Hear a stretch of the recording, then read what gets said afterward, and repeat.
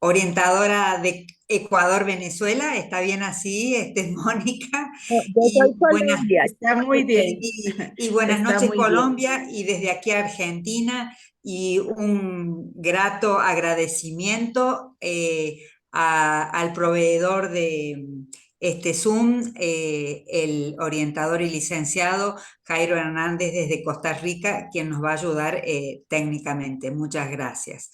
Bueno, un placer desde la nueva gestión de Relapro 2023 recibir a tan prestigiosas invitadas. Una de ellas, Elsa Tobar Cortés, que se presenta nada más y nada menos como una mujer afrodescendiente, oriunda de Barbacoas, Nariño, Pacífico Sur, colombiano, y fundamentalmente ella se abre fraternalmente a la orientación.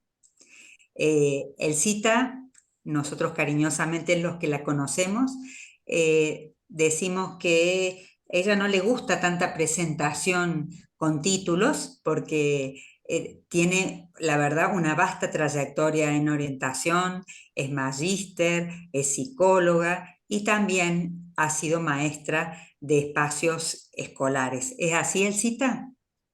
Es así, de todos los niveles, de Bien, educación básica, media, universitaria, de pregrado y posgrado. bien.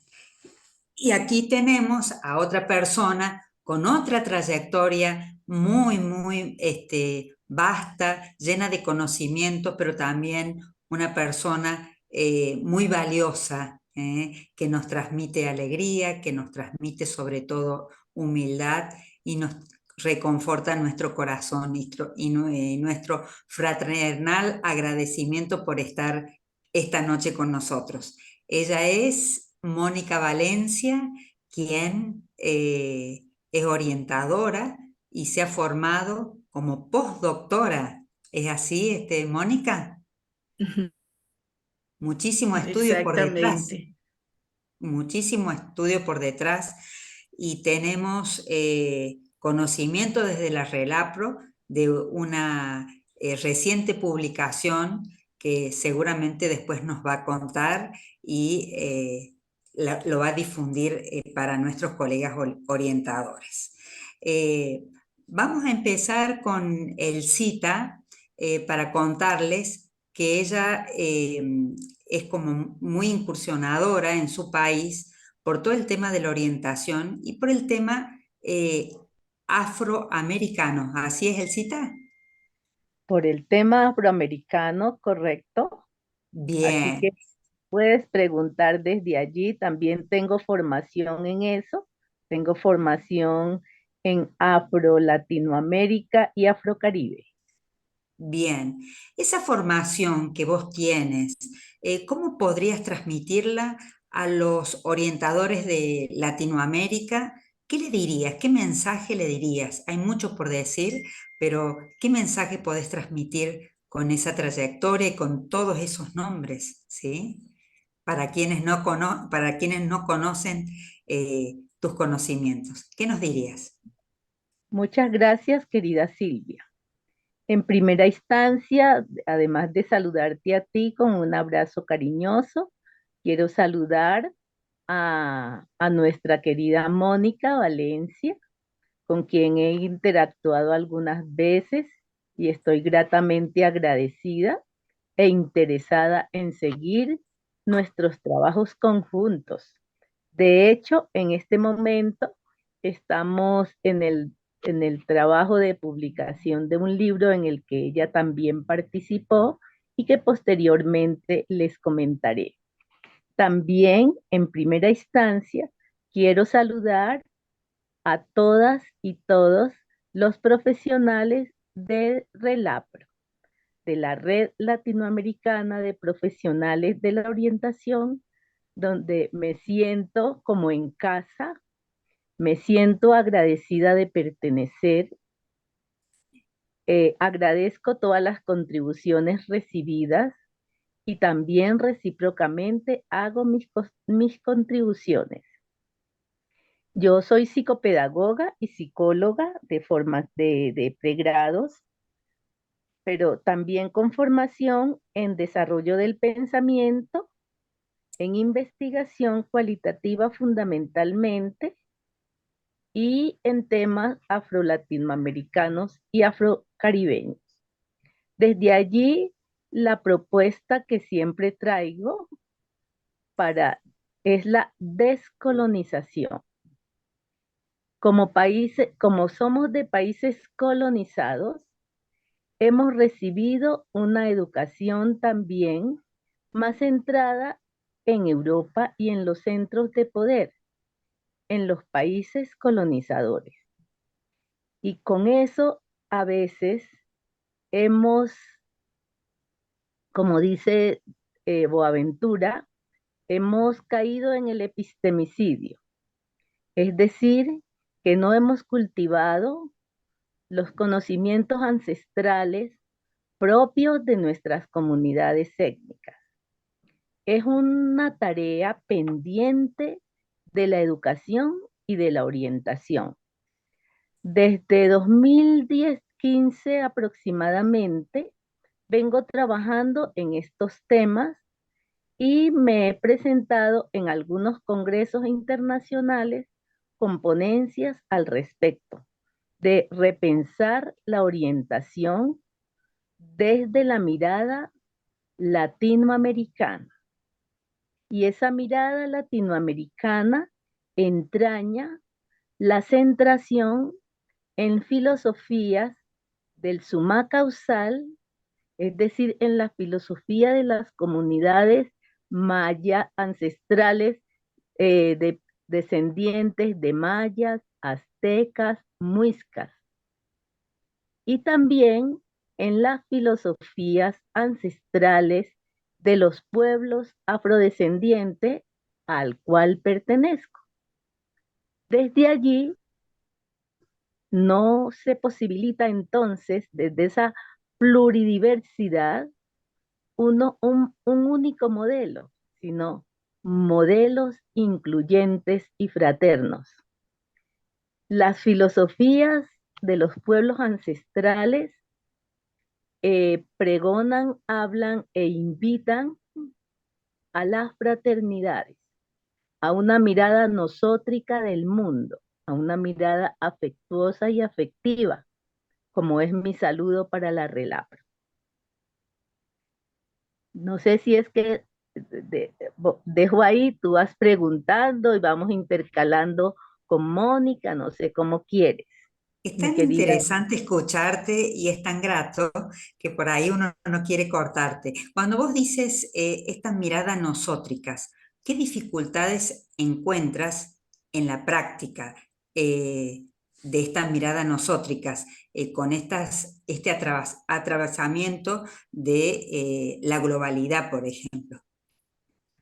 A ver, te digo, realmente yo en la práctica no encuentro muchas miradas nosotras. Yo más Eso es, encuentro, sí. dime, No, y eso lo relevas en los estudiantes, en los profesionales, en la gente de la calle. A ver cuál es tu sí, mirada, Elcita. mira, yo en 1987 que empecé a trabajar en el Distrito Capital, en educación del Distrito Capital, en un centro de diagnóstico y tratamiento que era con la mirada de los problemas de aprendizaje. Entonces, trabajar individualmente con niños, adolescentes con problemas de aprendizaje. Desde ese momento, desde mi formación de psicopedagoga y psicóloga, yo no propendo por un trabajo individualizante, sino por un trabajo colectivo. Entonces, yo hacía proyectos y los desarrollaba de juega y aprende a pensar, de juega y aprende a leer, de juega y aprende a discurrir y a darte cuenta con maestras de la escolaridad primaria y los estudiantes. Entonces trabajaba y trabajábamos conjuntamente en los salones de clase, la maestra, los estudiantes y yo, aunque había consultorios en el centro de diagnóstico, el consultorio yo lo usaba muy poco y trabajaba de esa forma colectiva. Tanto es así que en la década del 90, la, la División de Educación Educativa del Distrito Capital, a los maestros y maestras que trabajaban conmigo, por ese trabajo les concedía créditos para ascenso en el escalafón. Y esa fue una única experiencia en Bogotá. ¿Sí?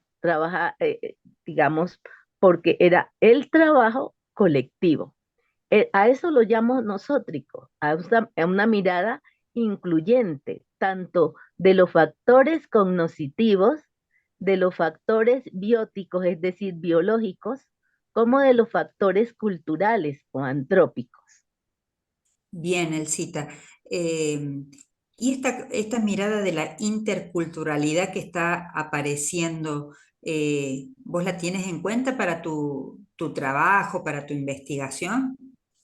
Claro, esto es un trabajo, cuando decimos de un trabajo plural, también eso implica lo intercultural.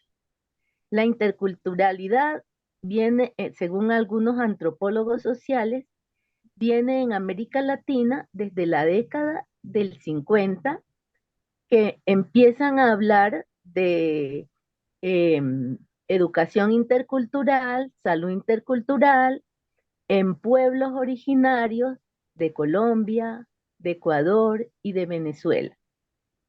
La interculturalidad es una categoría conceptual nacida entonces en los pueblos originarios. Ujú.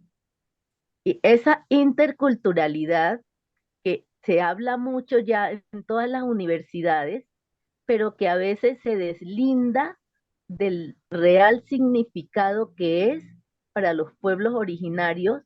Ellos dicen vivir en comunalidades y en comunalidades hacen sus tejidos que tienen que ver no con el tejido manual, sino con el tejido emocional de la vida, con el vivir conjuntamente, con el respeto a la vida. Yo lo relaciono eso también con los discursos, porque con los discursos de algunos pensadores franceses como Lyotard y de pensadores y de la pensadora Hannah Arendt y de Heidegger que habla del pensar. Yo relaciono esto de las comunidades originarias y el pensamiento ancestral como la posibilidad de no matarás. No matarás no como un predicado religioso, aunque lo sea, sino no matarás porque en el otro, en la otra, en cada ser vivo, hay una gran herencia de humanidad. Y cuando lo desapareces, ya sea física o simbólicamente, tú estás matando esa herencia de humanidad presente en los demás. Es una manera de también matarlo en ti mismo. Es una forma de matar la humanidad. Eso me encanta y trabajo en ese sentido con las comunidades porque venimos de un país que tenemos una larga historia de violencia y de muerte, ¿sí? Em, Aunque se dice que Colombia es una de las democracias más antiguas de América, eso es muy cuestionable, porque en mi país, Colombia, hace más de 200 años, ha estado el poder centrado en unas muy poquitas familias. Y no solo el poder, sino también la riqueza. Y no hay una vida digna compartida para todos y todas. El mundo campesino, el mundo indígena, el mundo afrodescendiente ha sido generalmente vulnerado. Y es un problema porque ni siquiera aceptan que hemos sido vulnerados, sino que nos dicen vulnerables. Vulnerable es una condición, como que le significáramos que eso es una condición de la persona. Y, eso no es una condición de la persona. Ser vulnerado no es ser vulnerable. En ese sentido, creo que la orientación tiene que recoger mucho de eso, porque a veces hablamos mucho de las profesiones, de la vocación, etcétera, etcétera, y hablamos poco del sentido de la vida, de aprender a vivir, de aprender a compartir, diría yo, más de la convivencialidad, ¿sí? Más que de aprender a vivir, es aprender a convivir y a estar con el otro.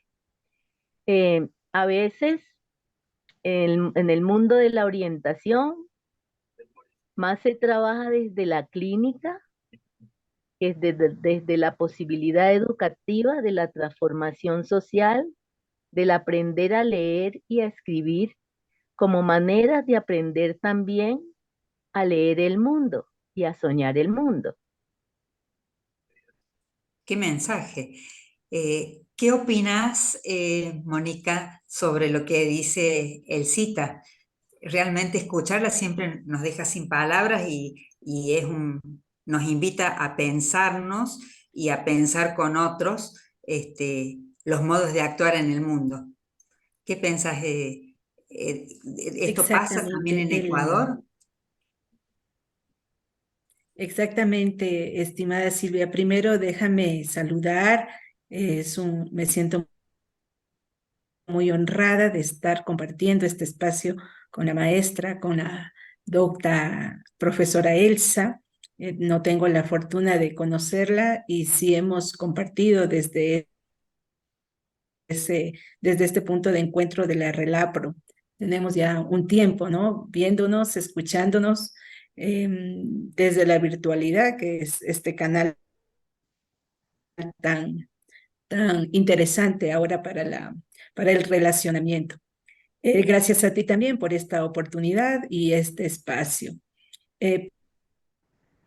Puedo decir que el lenguaje de Elsa es un lenguaje, el lenguaje que nos caracteriza a los orientadores. Los orientadores que tal vez hemos sido formados con otro enfoque, ¿no? Con un enfoque menos psicometricista, psicométrico. Yo soy de esa generación cuando ya la orientación se libera, se descoloniza de la psicología, sobre todo la norteamericana, ¿no? Que reducían al significado de un ser a través de un test, a través de un número, a través de un cálculo. Yo tengo la suerte, la bendición, como ustedes lo vean, de salir de mi país a los 24 años. Ya era profesora, licenciada, normalista en ciencias de la educación y me traslado a Venezuela por mi esposo y llego a este mundo tan enriquecedor en esa época, precisamente en el 2000, cuando Ecuador todavía estaba en pañales en muchos sentidos, de todas las líneas del desarrollo. Y el docente ecuatoriano, era el profesional que no estaba prácticamente en la agenda del desarrollo. No, y creo que no ha cambiado mucho, les soy sincera. Vuelvo a vivir acá a los 30 años. Yo en Venezuela tuve la oportunidad de no solo de estudiar, sino de vivir. Tuve otra experiencia de vida en todo sentido transformadora. Conozco un país en ese momento, un país donde se invertía en el capital social, en su gente, en su recurso humano, como lo quieran concebir, Y al asumir la nacionalidad venezolana, yo asumo también esos beneficios. Lo que aquí en mi país jamás hubiese podido yo estudiar un posgrado, un doctorado, un postdoctorado, sin pagar $1. Ese cambio me hace a mí ya una profesional, ya era una mujer no tan hecha y derecha, tenía 28 años. Sin embargo, ese cambio me hace reflexionar y comienza una línea, podríamos decir, una línea de investigación como ser humano sobre todo. Primero como ser humano y segundo como profesora y tercero como orientadora. Yo en Venezuela estudio otro pregrado y soy orientadora de pregrado, porque el nivel de estudios hace la diferencia. Pienso yo que los estudios de pregrado te da el perfil, te construye. Los otros estudios te perfeccionan, te actualizan, pero el pregrado, el licenciado en algo, es el que te forma. El resto de estudios te ayudan a madurar, ¿no? A consolidarte. Ese proceso de consolidación, yo vivo en Venezuela y Venezuela me abre la puerta al mundo prácticamente porque hago estudios por fuera, viajo a México, viajo a Europa, viajo a la misma Latinoamérica y comienzo a conocer esas otras realidades. No me lo cuentan, no leo, no me quedo, ¿no? En las páginas, porque la vivencia es trascendencia. Y comienza así mi camino. Coincido tanto con lo que dice el cita, en base a estas experiencias de vida, Silvia, yo me reconstruyo como docente y me apetece, me empiezo a enamorar del rol de orientadora en Venezuela. Yo vuelvo a hacer otro pregrado en la Universidad de Carabobo, del estado Carabobo, y tengo el privilegio de tener unos docentes de lujo.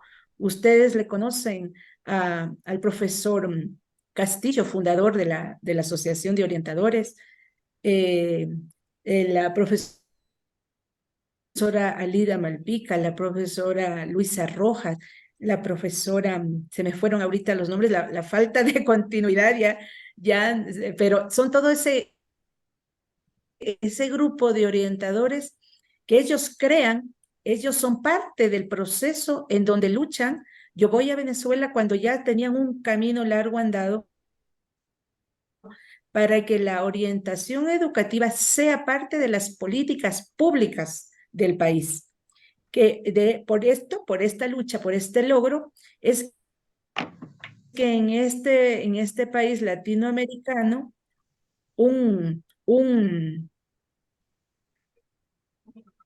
¿aló? ¿Sí me siguen escuchando? ¿Sí? Ajá, Perfecto, porque cambió perfecto. la... Se Muy escucha bien, bien. Sí, muy sí. bien. Sí, como se cerró la pantalla, pensé que se No, cayó. no, está bien. Sí, sí, te Les escuchamos. decía entonces que, muy bien, en Venezuela entonces es política de Estado que exista un orientador desde educación básica, en educación superior y en todas las organizaciones en donde haya una comunidad. Es decir, que el orientador tiene perfil para ir a trabajar en la empresa privada como en las instituciones públicas. Cuando yo conozco este perfil, yo por extranjera me exigen revalidar el título. Yo aquí me gradué de pedagoga, yo voy a revalidar allá y en buena hora la profesora Edith Licioni, en ese momento era directora académica de la Facultad de Educación, ella me da la orientadora, me asesora con unos ojos futuristas increíbles y ella me dice, revalidar el título no te sirve porque aquí no hay pedagogos. Una carrera afín sería la de orientación. La única desventaja es que debía cursar toda la carrera. Entonces son 5 años que yo debía estudiar, no podía trabajar sino hasta revalidar el título. Sabia decisión, Silvia y Elsa, cuando uno tiene la suerte de ser orientado por una persona que entiende, comprende y tiene la visión, ¿no?, del futuro. Eso me marcó. Me marcó, hablo con mi esposo, asumo el reto y empiezo a estudiar 5 años más, casi sin producir. Trabajé en algún colegio privado, que nunca había trabajado en un colegio privado. No me gustó mucho y mejor me quedé estudiando. Y esos 30 años que viví en Venezuela, les digo aquí en territorio ecuatoriano, le agradezco a ese país maravilloso, porque solo un Estado basado en esa época, ¿no? Porque ahora ya sabemos que no tenemos esa mirada social, pero en los años que yo viví allí, se invertía en el ser humano, y solo con esa política tan humanista que había en esos momentos es que yo pude haber disfrutado de todas esas oportunidades de estudio, que las aproveché, y ahora estoy acá en mi país. Volví a un país que es todo lo contrario, que aquí no hay oportunidades de estudio, que una maestría, los maestros ecuatorianos se deben endeudar en 10,000, en 15,000 dólares. Es más económico estudiar fuera. Silvia sabe de eso porque en la Universidad de Córdoba, en la de La Plata, en la de Rosario, hay montones de estudiantes ecuatorianos. ¿Cómo será de caro estudiar en Ecuador? Que es mejor ir a estudiar allá, a Argentina, a España, y endeudarse, hipotecar un pedazo de su vida para poder tener un estudio, un nivel de tercer y cuarto nivel. Imagínense cómo será estudiar aquí el doctorado. Entonces, este cambio, yo vengo a mi país amado, querido, también por ser ecuatoriana, por supuesto, yo me identifico con el Abya Yala, escribí sobre el Abya Yala, la sabiduría ancestral de mi país. En Venezuela yo conozco más de mi origen que en el propio Ecuador, porque en el doctorado fue que conozco y me contacto con autoridades de la única universidad indígena que había acá en el Ecuador, Amautay Huasi, que significa Casa de la Sabiduría, que desafortunadamente las políticas en la época del presidente Correa se la cerraron por unas políticas absurdas, y ahora funciona nuevamente, se retomó. Sin embargo, ya su origen, las intenciones originarias no son las mismas. Entonces, este camino de ser orientadora en Ecuador, donde no hay la formación de orientadores, aquí no hay orientadores, aquí hay orientadores familiares, pero son egresados de la Facultad de Derecho en la ciudad donde yo vivo. En Quito, en psicología, hay orientadores educativos, orientadores, no son orientadores, son psicólogos educativos, perdón, y los psicólogos educativos, incluso, imagínense ustedes el suicidio profesional, incluso los psicólogos clínicos hacen el rol de orientadores en las escuelas, en la escuela básica. Hace tal vez unos 4 o 5 años se está hablando recién de tutorías en las universidades. Solo se concibe la tutoría como ese acompañamiento académico, y en algunas universidades ese acompañamiento personal, para asegurar que el estudiante inicie y prosiga su formación profesional universitaria y que logre egresar, porque la deserción y el abandono de los estudios por un montón de factores era muy alto en Ecuador, sobre todo las causas de origen económico y social. Mi función acá en el Ecuador, cuando a mí me contratan, yo envío mi currículum, precisamente me contratan por ser orientadora, porque no hay aquí, ¿no? Es como les estoy explicando. Y mi paradigma formativo, mi razón de ser desde la línea investigativa que he podido ir desarrollando, es precisamente eso de alrededor del sentido de la vida y del cuidado de sí. ¿Por qué me van a decir ustedes? ¿Por qué he vibrado por allí, a pesar de haber investigado lo de la decolonización, lo de la sabiduría ancestral, y también me enamoré de esa área del conocimiento? Sin embargo, en mi vida, en mi praxis, ¿no? En mi realidad, todas estas experiencias que les cuento de vida, hace 3 años mi esposo fallece, después de 30 años de un matrimonio hermosísimo, bellísimo. Entonces se pone a prueba mucho más la teoría, lo que los orientadores explicamos y promocionamos sobre el proyecto de vida, sobre los valores, sobre las inteligencias emocionales. En este transcurrir de mi vida se ha puesto a prueba en cada momento el vivir la teoría. Les hago aquí un paréntesis. Cuando fallece mi esposo, que fue una de las personas más importantes que ha llegado a mi vida, teniendo ese dolor, teniendo toda esa crisis, me digo a mí misma, digo, nunca más vuelvo a hablar sobre el proceso del luto, porque los orientadores también enseñamos sobre el luto, sobre las pérdidas, ¿no? Precisamente por lo de la inteligencia emocional, la resiliencia, cuántas áreas que nosotros manejamos. Pero yo me doy cuenta ahí, Silvia, Elsa y Jairo, que la teoría es eso, la teoría. Cuestiono muchos postulados, entro en crisis. Y una de las primeras cosas es que digo, no vuelvo a hablar más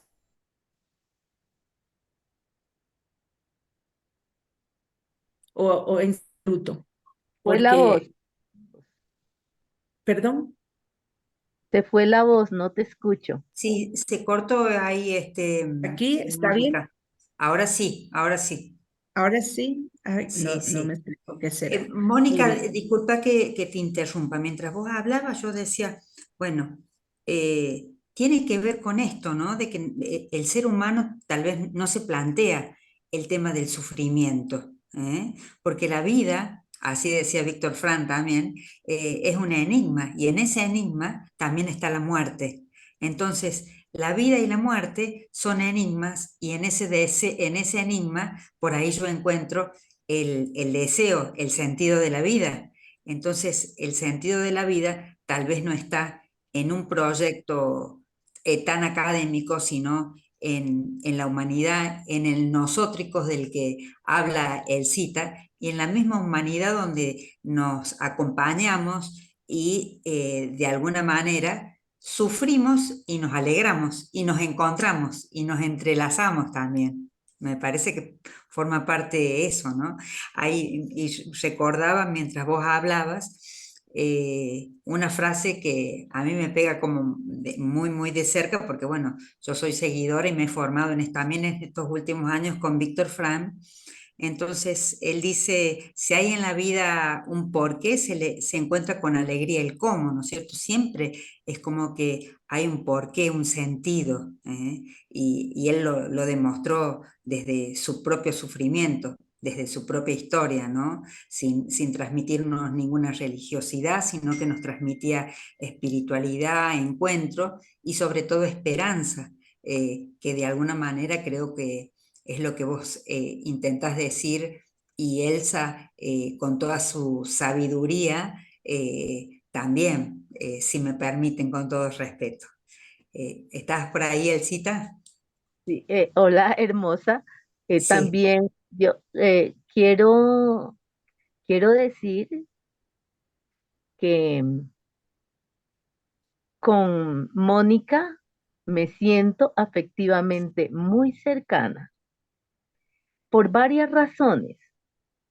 Digamos, no solo la orientación, esa de ser formadora de formadores, sino también ese sentido cercano por lo que compartimos sobre la humanidad y porque yo sé que en su vida tuvo durante 30 años, dice, a la persona más importante de mi vida.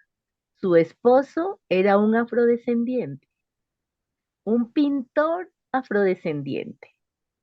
Entonces yo desde ahí me siento muy cercana a, a Mónica, pero también muy cercana porque compartimos discursos, digamos, sentires, saberes, y también muy cercana porque yo fui maestra internacional en un convenio de la Universidad Distrital de Colombia, aquí en Bogotá, con la Universidad Técnica del Norte de Ibarra y la Universidad Central en el Ecuador. Y yo fui durante 2 años, todos los fines de semana al Ecuador. Y conocí a la CONAIE. La CONAIE es la Confederación Nacional de Indígenas del Ecuador. La CONAIE, la CONAIE es capaz de sacar presidentes y poner presidentes en el Ecuador.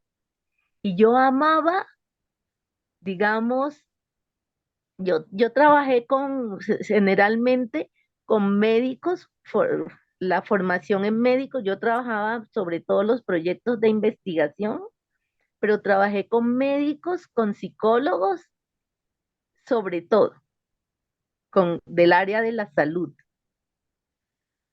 Pero también durante ese tiempo que fui al Ecuador, que fueron 2 años o más, incluso en un seminario internacional, yo representaba a Colombia y Ecuador, que ese seminario fue en España, en un congreso, pero el Ecuador, desde toda la ancestralidad, yo estaba con personas profesionales, digamos, de estratos altos, pero todos se sentían descendientes del mundo indígena y estaban de acuerdo con la CONAIE.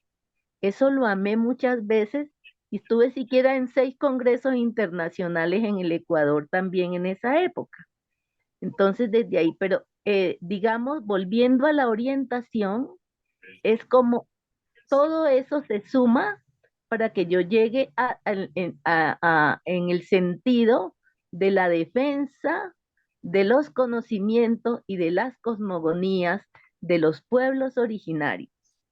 Y entiendo los pueblos originarios, ya he dicho, no solamente descendientes de indígenas, sino también descendientes de África. Ahora bien, yo estoy recordando yo llegué a la Relapro en 2000, yo creo que fue en 2014. Yo llegué a la Relapro gracias a Amílcar y estuve en el 2017 en el Congreso de Argentina. En Argentina se hizo un congreso de orientación. Allí interactué y allí conocí a la profesora maestra de Laura, ¿cómo es? Müller. Hola, Silvia. sí, Marina Müller, Elsita. A la profesora, ay, yo no había Marina entendido, Müller, a Marina la Müller. profesora Marina Müller. Y en esa oportunidad, a ese congreso, yo llevé una ponencia que decía repensar la orientación escolar para modelos latinoamericanos. Y la hablaba desde la descolonización propuesta por pensadores argentinos y otros pensadores latinoamericanos, pero argentinos que los quiero mencionar por el cariño que les tengo, como Enrique Dussel. Mm. ¿Sí? Yo le digo Quique Dussel de puro cariño, que nos hace conocer a toda América, porque él se formó en Argentina, se formó en Europa, se formó en Asia y también conoció África. Y nos habla del mundo global desde la perspectiva de América Latina. Entonces, yo también quiero aquí destacar que amo pensar, porque en mi país la educación no es gratuita, Mm. hay que pagarla. Y muchos estudiantes de pregrado y posgrado que yo tuve, les hice carta para que fueran a la UBA, a la Universidad de Buenos Aires. Y qué emoción llegar allá y saber que no tienen que pagar matrícula. Lo mismo experiencia, pues esa experiencia no es del Ecuador, como bien lo dice Mónica, pero esa misma experiencia la vivieron en el tiempo que estuvo Mónica en Venezuela. Esa Mm. misma experiencia también la viví en México.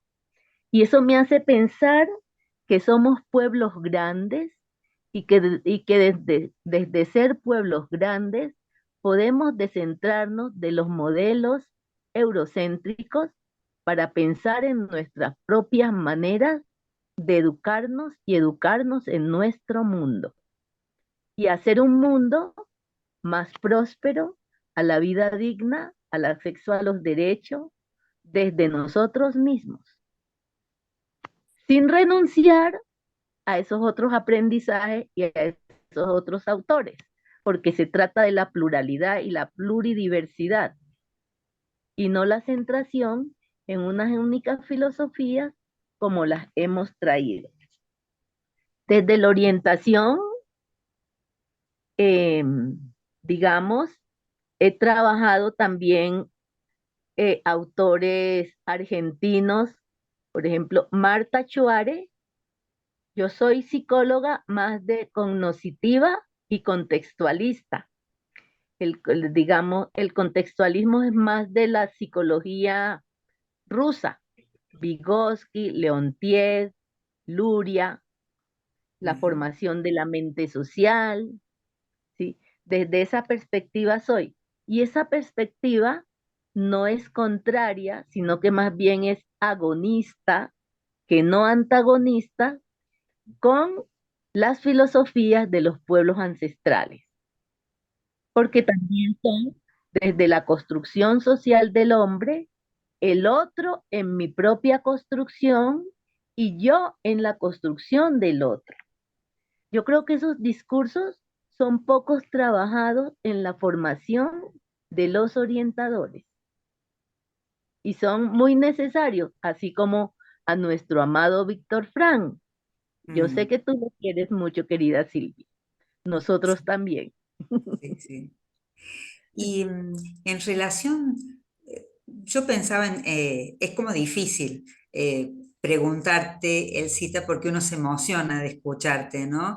Y se emociona porque no se encuentra, al igual que con Mónica, no se encuentra con orientadores o formadores que transmiten conocimiento, sino que se encuentra con formadores que transmiten sabiduría. Y es muy diferente porque detrás de ustedes hay como mucha humildad de conocimientos y la transmisión que hacen lo comparten fundamentalmente para engrandecer a la humanidad. Por eso es que me emociona al escucharla a las dos. Gracias. Mm. Eh, pero no te puedo dejar de preguntar, no te puedo dejar de preguntar porque detrás mío seguramente me pongo en el lugar de mucha gente que quiere seguir escuchando y me pongo en su lugar. Entonces, mientras vos hablabas, yo pensaba, ¿qué pasará con esos otros, o la otredad, la humanidad, que orienta, que no puede, de alguna manera, eh, hablar o conversar de la humanidad misma y se centra en los conocimientos y no hay, digamos, un intercambio y no existe, digamos, una posibilidad o un desafío hacia esas temáticas que vos planteás, Sí, yo, yo o creo, las que plantea o las que plantea Mónica, ¿sí? yo estoy convencida de que la, toda teoría se convierte, una vez que tú la entiendes y a los autores, esa teoría, cuando la entiendes perfectamente y puedes hacer con ella, eso se convierte también en metodología. Y no solamente en metodología, sino en una forma de vida, en una forma de concepción del mundo y de vivir el mundo. Yo siempre he sido formadora de orientadores, de psicopedagogos, psicopedagogas, más centradas en las pedagogías. Yo soy igualmente psicopedagoga también. Em, pero, digamos, desde esa perspectiva, eh, solamente he trabajado, dije yo, en los últimos años de mi vida, antes de pensionarme, antes de retirarme, porque ustedes son jovencitas comparados conmigo. Yo digo, yo soy la chica Tobar, pero no tan chica. Entonces, eh, en esa formación de ellos y de ellas, tres años trabajé en una institución escolar como orientadora. Dije, voy a trabajar tanto tiempo formando orientadores, voy a ver en la práctica cómo es esto. Y cuando llego a una institución escolar de adultos, porque yo antes en mi país trabajé en un grupo de investigación que hizo la plataforma para el lanzamiento de la educación de adultos en toda Colombia. La educación de adultos en Colombia era, quizá como en otras partes de Latinoamérica, reproducir como si fuera la educación de niños y adolescentes, 12 años de bachillerato. Entre el 93 y el 97 hicimos un trabajo investigativo y un estudio y un centro de laboratorio y llevamos entonces el Ministerio de Educación, a partir de esa plataforma, lanza el decreto 3011, que es sobre la organización de adultos en Colombia, y ahora ya la educación de adultos no va a ser de 12 años, sino que en 5, máximo en 6 años, los adultos pueden obtener su bachillerato. Entonces fui a trabajar con esta población que es en un colegio nocturno. Lo primero que me encuentro es, si hablo de la vida digna, si hablo de esos contextos de hacer del cuidado de la vida y de la trascendencia, me encuentro que en el colegio no hay papel higiénico en los baños. Entonces, como orientadora, ¿qué es cuál es la primera preocupación? Si es la vida digna, esto tiene que ser en la práctica. Entonces, lo primero conseguir, incluso empresas privadas, que nos financien el papel higiénico y el jabón para los baños. Además, en esta institución era una institución que tenía invidentes, que tenía eh, sordos, que tenía indígenas, que tenía afrodescendientes y que tenía rolos bogotanos. Entonces había que trabajar para ellos. La mayoría de ellos trabajaba, llegaba con hambre. Inicialmente a mí me tocaba gastarle las arepas, las empanadas, porque me decían, Elsa, tengo hambre, préstame. Y entonces el sueldo se convertía en bastante gasto. En el día los estudiantes tenían refrigerio, en la noche no. Yo entonces con las orientadoras del día les dije, empezamos, por favor, tenemos que compartir el refrigerio mientras yo consigo refrigerio para las noches. Y el 2014 me dediqué a visitar el Ministerio de la Secretaría de Educación de Bogotá, hasta que junto con otros rectores y orientadores conseguimos refrigerio para la jornada nocturna, porque es que no solamente es qué profesión quieres seguir, que si consumes droga, que cómo te ayudo, sino ayudarte a vivir para que la vida sea más digna y más placentera, que sea más afectuosa contigo. Y siempre, como he sido una niña desobediente y un poco descolonizada, siempre tenía problemas con los coordinadores de las instituciones, pero los rectores me apoyaban porque decían, esta mejora el ambiente del colegio. Yo trabajé 3 años como orientadora y me retiré después, dije, no sigo más porque fue de la institución nocturna a una UCI porque me dio una pulmonía. Y dije, pues no regreso más. Pero fue muy placentero poder trabajar por mejorar las condiciones de vida real.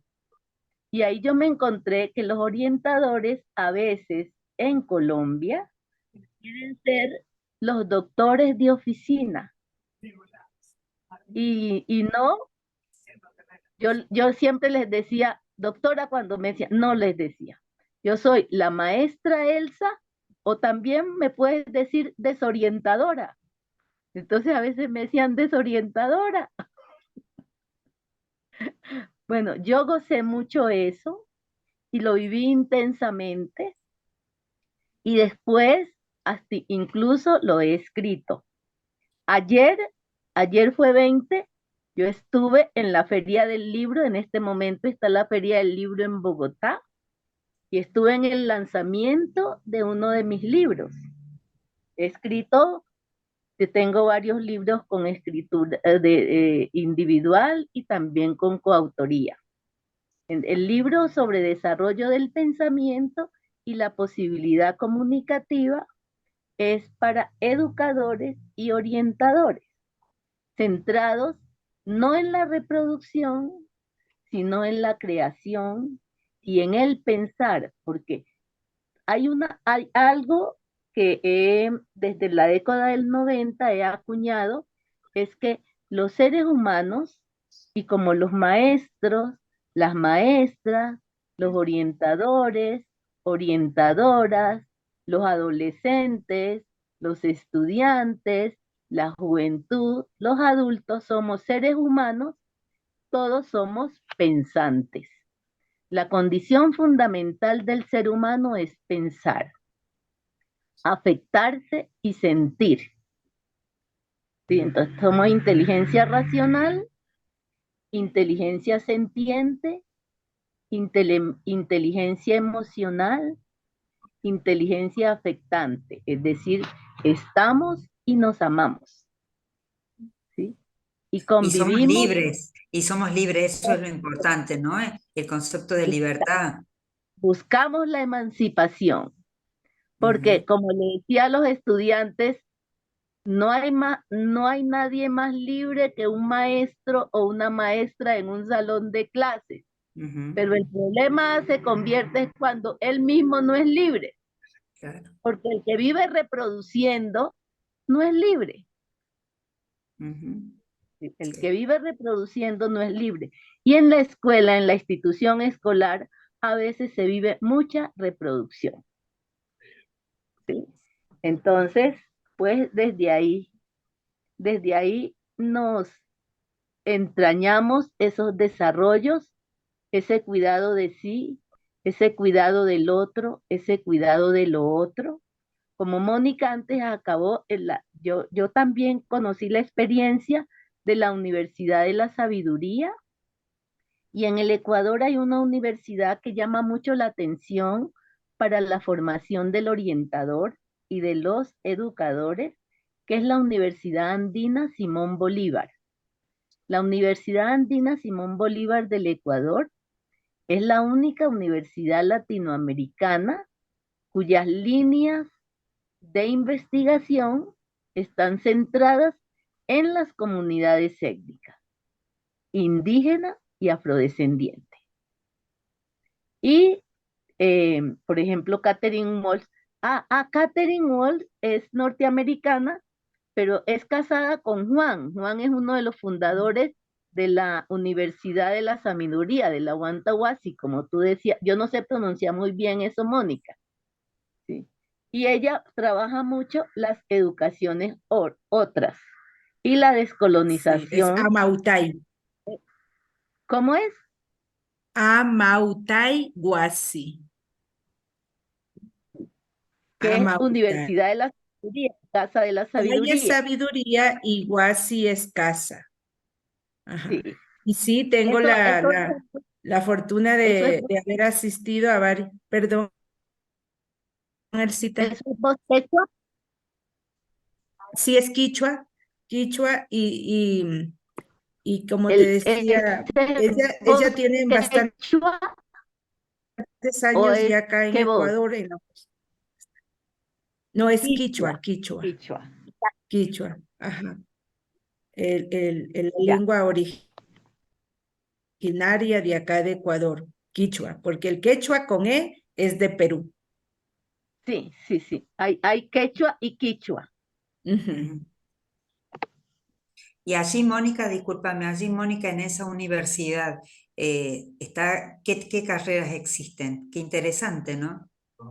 Sí, de la Universidad Andina no conozco todas las carreras, pero lo que sí te digo es que es una de las más importantes, tiene los doctorados, es Los una doctores, de las pocas universidades que ofrecen los doctorados en ciencias. ¿Cómo es que se llama el doctorado?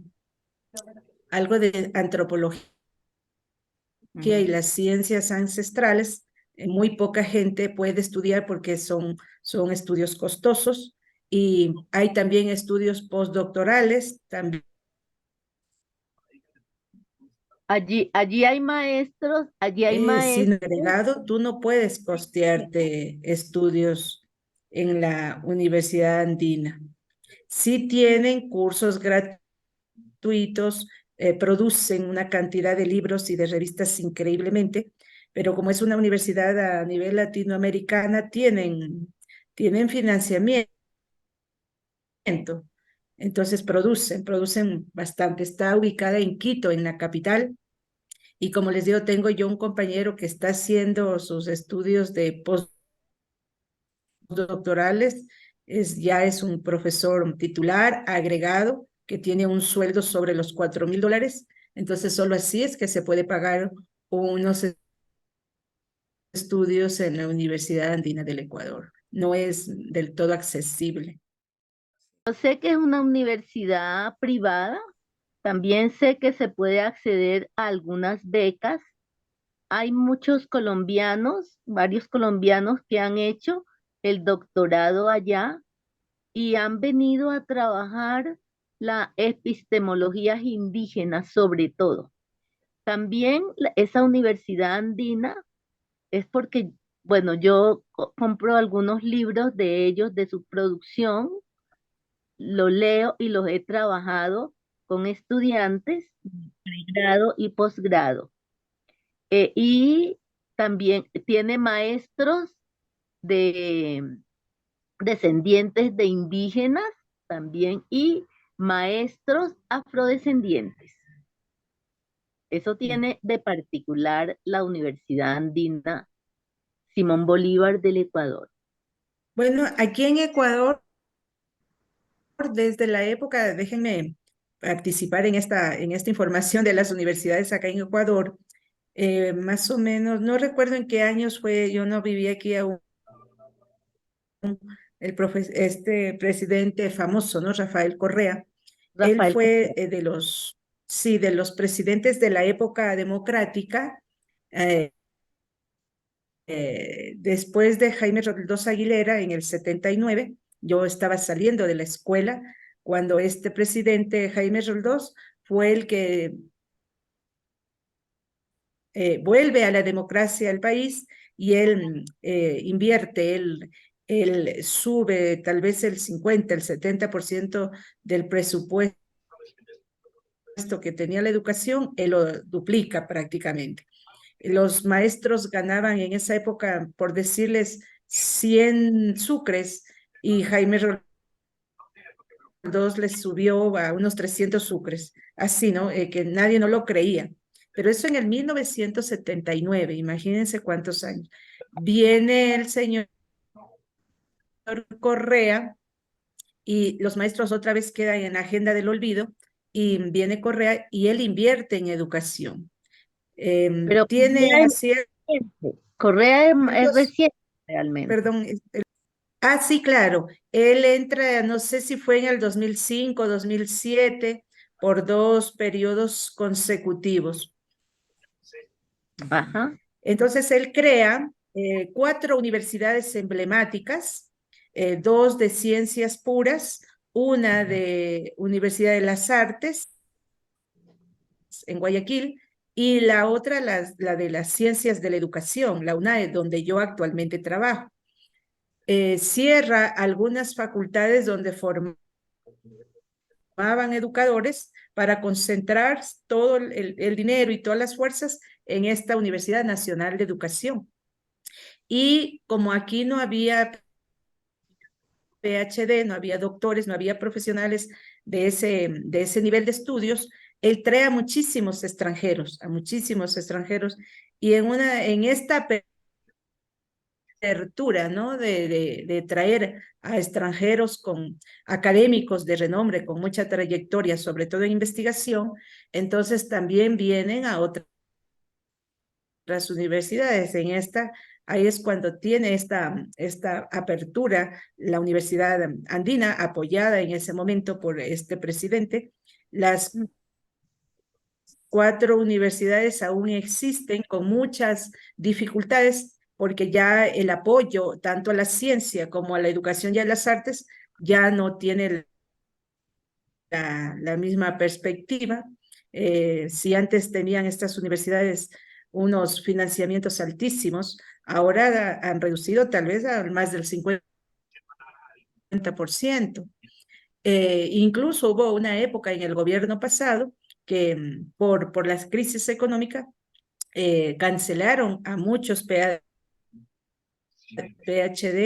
que venimos de otros países y nos cancelaron, pues no, váyase, váyase no sé a dónde. Yo estuve en esa de las primeras listas que nos mandaron a los PhD, los que nos trajeron, aceptaron nuestros currículos. Yo mando, como les estaba contando, ¿no? A mi currículo acá, inmediatamente me dieron trabajo y a los 2 años nos cortaron la cabeza. En ese momento fue como a 30 PhD.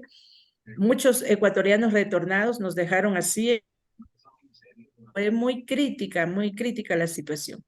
En síntesis, aquí en mi país querido, la mirada de importancia y de trascendencia al educador, ni del nivel de inicial, ni de básica, ni de superior, no ha habido esa ¿Apertura? ese análisis. Claro, yo sé que eso es un mal de Latinoamérica, sin embargo, hay países, ¿no? Que sí tienen apoyo, tienen oportunidades de estudio, tienen becas, tienen ayudas. Aquí en Ecuador es muy difícil. Y yo quería solo terminar esta parte de la historia de vida como orientadora, que tengo acá en el Ecuador un reto gigante, como les contaba Elsa, ¿no? Su trayectoria de un nivel a otro nivel. Yo con esta mirada que les digo, primero humanista la formación en Venezuela, segundo la que recibí tanto de ese país, sin ser yo venezolana de nacimiento, pero recibí tanto en esos años, y yo vuelvo acá por las circunstancias de la vida y digo, este es el momento de de ser recíproca, de pensar en el otro y de practicar lo que uno tanto estudia. Y en este momento en la universidad yo soy directora de tutorías y estamos precisamente en un quiebre institucional, en un quiebre académico donde se está aperturando y se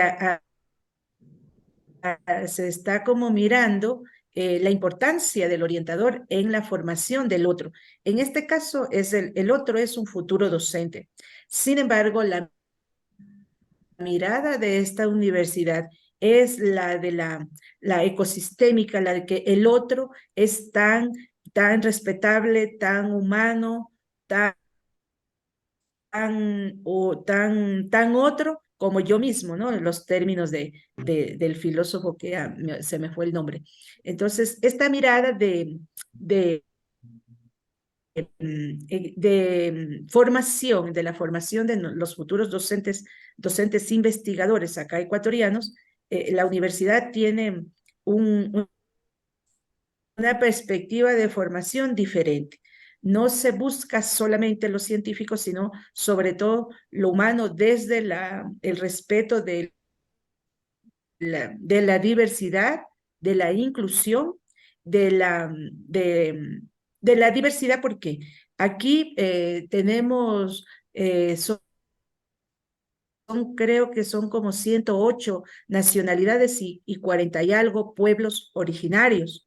Entonces, aquí en el Ecuador somos diversos, mestizos y un sinnúmero de grupos indígenas que convivimos. Como dice Elsa, nos sentimos orgullosos de ser ecuatorianos y de tener nuestro origen indígena, pero eso no es de siempre, eso ha sido resultado de, no sé, serán unas 6, 7 décadas para dejar de sentirnos los colonizados, los esclavos, los explotados, ¿no? Eso ha sido un proceso de estas últimas décadas del ecuatoriano que, que alza mirar así de frente, que alza mirar sin miedo, sin vergüenza. Yo recuerdo cuando las primeras veces que fui a Europa, le decían, tú eres ecuatoriana, sí, qué bueno, me encantan los ecuatorianos. Y yo les decía a los españoles o a los de cualquier otro país, decía, sí, ¿por qué? Dice, porque son gente tan trabajadora, Mm. no se quejan, no dicen nada, pueden trabajar 10, 20, 14 horas sin protestar. Mm. Aparentemente eso es una virtud, según mis interlocutores, ¿no? El ecuatoriano teníamos esa herencia de ser los eternos colonizados. Y me atrevo a decir, no sé dónde va a salir este video, me atrevo a decir que aún lo somos, que aún lo son. En el trabajo tú no puedes protestar, en las entidades públicas y en las entidades privadas tú no puedes decir esto no me gusta, porque ese rato te cortan el contrato. Imagínense en el siglo XXI. O yo que todavía, pero los profesores ocasionales casi que no tenemos voz ni voto. Mm. Lo Sí, muy por allá es diferente. como, sería como pensar una democracia encubierta en algunos sectores.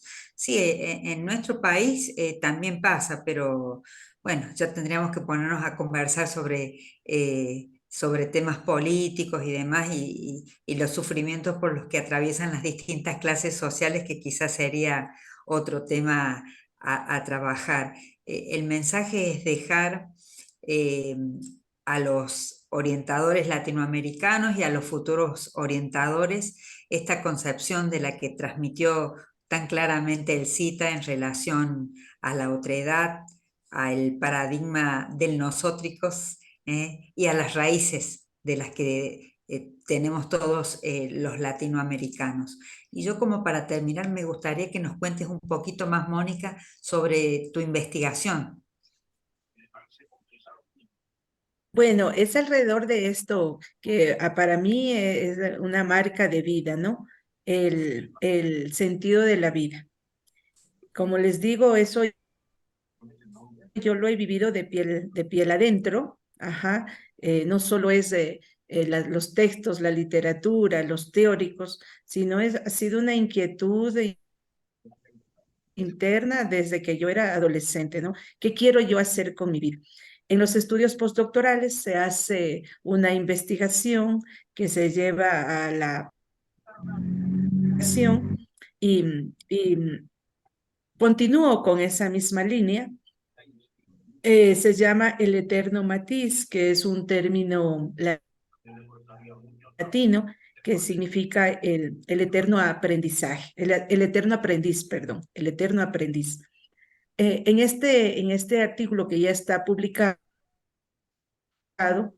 está en una de las revistas de la Universidad de Carabobo, de posgrado, se indica, primero se hace un análisis de diversas corrientes, lo mencionó a Frank, menciono a déjenme acordarme cuál es, dos o tres corrientes, autores muy poco conocidos, el doctor Luis Fernando Sarango, él fue el primer rector de la Universidad Amauta-Iguazí de Ecuador, indígena de una comunidad de Loja, Saraguro,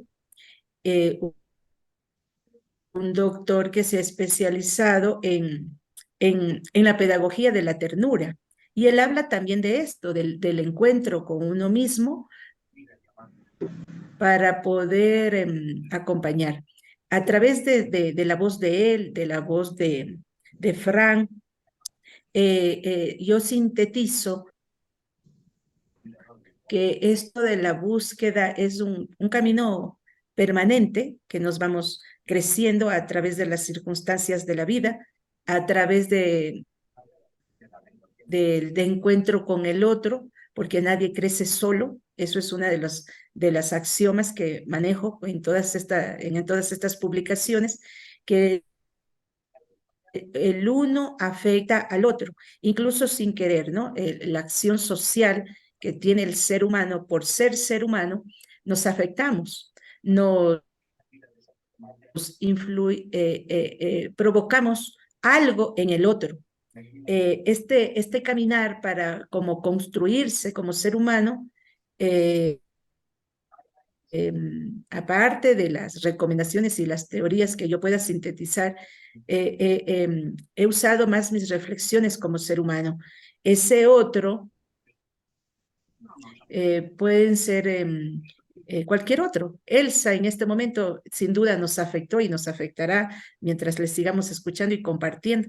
Y en la medida que tengamos empatía y tengamos sensibilidad afín con lo que dice Elsa, con lo que dice Silvia o con el interlocutor que yo tenga, esa afectación va a crear algo en mí. Ese intercambio social va a crear algo en mí. Entonces, mi transitar como ser humano, mi crecimiento como ser humano, lo debo a los otros. Esos otros hago, el que no recuerdo el nombre de ella habla que cuando precisamente tenemos esas experiencias fuertes, extremas de vida, como la mía o de cualquiera de nosotros que hemos tenido el contacto cara a cara con el sufrimiento, ella nos habla de una noche oscura de la vida, que esa noche no va a ser permanente. Esa oscuridad de la vida durará el tiempo que uno trabaje, que el ser humano descubra los caminos, las estrategias para volver a encontrar esa luz. Y después de que yo encuentre esa luz, eh, quiere decir que yo algo aprendí, quiere decir que yo algo entendí, que yo algo comprendí. Y solo después de eso, y yo doy doy fe de eso, ¿no? De lo que escribo ahí. Solo después de vivir ese proceso es que uno es capaz de transmitirlo y de compartirlo al otro con el peso de la verdad de la propia experiencia de vida. Em, em, como doctora, como postdoctora investigadora, claro, yo cito, yo uso los libros, pero recuerdo tanto a mi profesor tan querido, Julio González, y el profesor, ¿cómo se llama él? Un profesor de la Universidad de Maracay, jubilado, pero eso no deja de dar clases, un maestro, entre comillas. Él decía que si la teoría no es vivida, no es vivenciada, no es experimentada, lo que dice Elsa, no quiero ser repetidor, me resisto a ser repetidor. Ya estamos en condiciones, después de haber vivido, estudiado y leído tanto, de producir nuestros propios constructos, los criterios, y si son basados en un proceso largo de vida, en un proceso de experimentación y de ayuda, porque esa experimentación no se lo hace solo, se lo hace junto con alguien. En unas ocasiones están nuestros alumnos, que son nuestros más maravillosos maestros, que se aprenden tanto con ellos. En otras ocasiones son nuestra familia, los seres queridos, pero también en otras ocasiones están aquellas personas que vienen a nuestra vida como, como unos maestros que tienen una misión. Ajá, tal vez desarrollar la empatía, tal vez desarrollar la humildad, aquella persona que me cae mal, aquella persona que, no sé, se me paran los pelos cuando los veo. Esos son los otros maestros que nos trae la sabiduría de la vida. Y cuando tenemos esas antenas prendidas de ese crecimiento personal, persistente, o lo que diríamos en la sabiduría oriental, el crecimiento, la trascendencia, entonces los aceptamos y reconocemos que ese otro tiene una lección, tiene un mensaje para mi crecimiento. Entonces, ese matiz se escribe así con H intermedia, tildada la I, que en latín dice eterno aprendiz. Si estamos claros de que en cada momento, en cada circunstancia de vida, yo algo debo aprender para mí y para el otro, para la generación, para la familia, para los amigos, pienso que ese orientador, en el caso del que habla como una orientadora, es una persona que puede transmitir ese mensaje, que no somos seres acabados, no somos seres hechos definitivos, sino que si estamos claros con este aprendizaje permanente de vida, pienso que hay esa revolución, esa trascendencia de la que habla varios autores humanistas, Maslow y quién sabe quién. La vida es entonces un eterno aprendizaje.